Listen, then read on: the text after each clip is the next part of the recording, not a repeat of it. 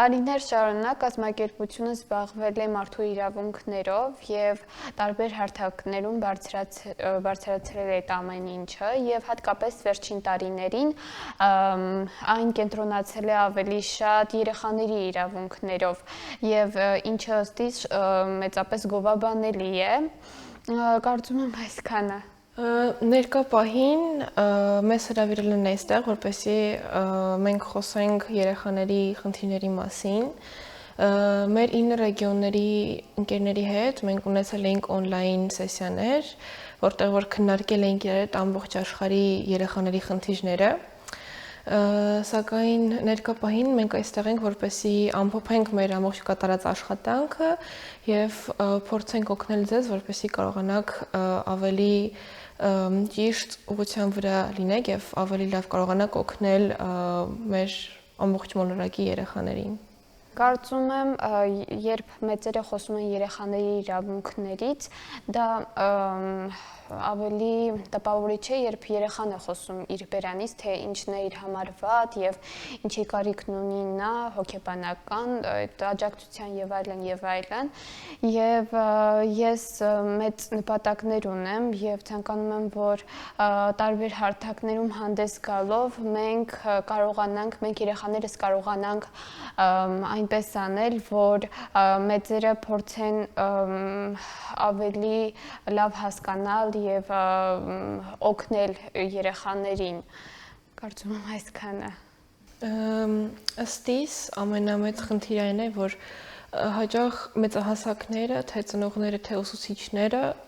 չեն փորձում հասկանալ երեխաներին, երբ որ երեխաները ներկայացնում են իրենց խնդիրները եւ ավելի շատ դեռահասները, երբ որ կիսվում են իրենց մտահոգություններով, երբ որ ասում են, որ նրանք ստրեսի կամ դեպրեսիայի մեջ են, ծնողները համարում են, որ դա ընդհանրապես տարիքային է եւ ժամանակավոր է, չկա կարիք դիմելու հոգեբանների եւ անգամ դպրոցը չի զբաղվում երեխաների մտահոգություններով։ Այդ պատճառով երեխաները ավելի փակվում են, դառնում են կոմպլեքսավորված եւ ապագա երբ որ նրանք դառնում են մեծահասակ, դա շատ է իրենց խանգարում։ Այդ իսկ պատճառով ըստ իս ամենամեծ խնդիրը դա այն է, որ երեխաներին եւ դեռահասներին չեն փորձում լսել եւ ժամանակին ճիշտ օգնություն ցույց չեն տալիս։ Լրացնելով Նանային, կասեմ նաև, որ պատերազմներն էլ են շատ մեծ ազդեցություն ունենում երեխաների հոգեկան առողջության վրա։ Իհարկե, որովհետև երեխաները պետության հաջորդն են, ապագան, կարծում եմ պետք է ստեղծվեն կազմակերպություններ, որոնք որ կօգնեն երեխաներին եւ պետք է լինեն անվճար այդ հոգեբանական այդ բաներ, աջակցություններ, որոնք որ կօգնեն երեխաներին հասկանալու իրենց խնդիրները, ինչպես Նանեն նշեց, դպրոցներում եւ տանը ընդհանրապես շատ քիչ են ուշադրություն դարձնում նրանց այնինչ երեխաները հոգեբանական աջակցության մեծ կարիք ունեն։ Լրացնեմ Լուսինեին, ասելով, որ եթե անգամ պետությունը այնքան ֆինանս եւ հնարավորություն չունի, որպեսզի ստեղծի նոր կազմակերպություններ, նրանք գոնե պետք է դպրոցներում տրամադրեն լավ հոգեբաններ, ովքեր անգամ նաև մանկապարտեզներում եւ դպրոցներում, ինչու ոչ համալսարաններում, քանի որ եթե ժամանակին երեխաներին չես հետևում, դրանք արդեն մեծ տարիքում են խնդիրներ ունենում, եթե ուսումնական հաստատություններում նրանք տրամադրեն լավ հոգեբաններ, այդ դեպքում կնվազեն երեխաների չլսված լինելու եւ նրանց ստրեսի քանակը։ Ծնողներին հորդորում եմ չհանդեսել իրենց երեխաների խնդիրները եւ եթե հարկ կա շուտ դիմել հոգեբանի։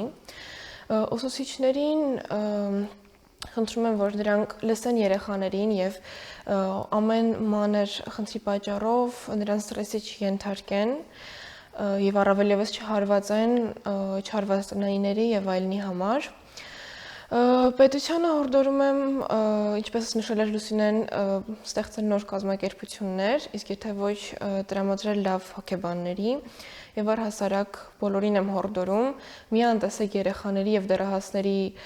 պահանջները եւ խնդիրները, քանի որ նրանք են մեր ապագան եւ շատ բան կախված է մեր նրանց լսելուց եւ եկենք հարգենք բոլորին, կապ չունի թե ինչ տարիքի են նրանք։ Կոչ եմ անում բոլորին, որպեսզի նրանք հարգեն երեխաների կարծիքները, որովհետև եթե մեծահասակների համար որոշ չափով ավելի հեշտ է տանել ստրեսը, դեպրեսիան, ապա երեխաները դա մի փոքր այլ են ընկալում, որովհետև երբևէ ապրած չկային եւ պատերազմները, բռնությունը, որը տեղի ունենում իրենց կյանքում, մեծապես ազդում է ոչ միայն երեխաների, այլ նաեւ մեծերի հոգեկան առողջության վրա, բայց երեխաները ավելի խոցելի են